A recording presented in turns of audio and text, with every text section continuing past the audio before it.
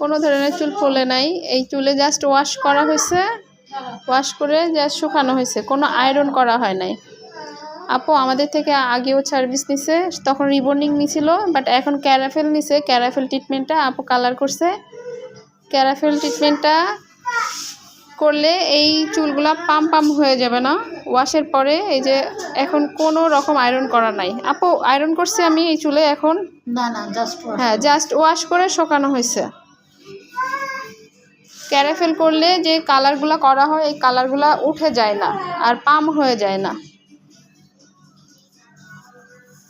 তবে এই চুলগুলো করলে একটু কম বাঁধতে হয়, তাহলে লং লাস্টিং এই সোজাটা থাকে, শাইনিংটা থাকে। মাথাটা একটু ঝাঁকি দেন তো।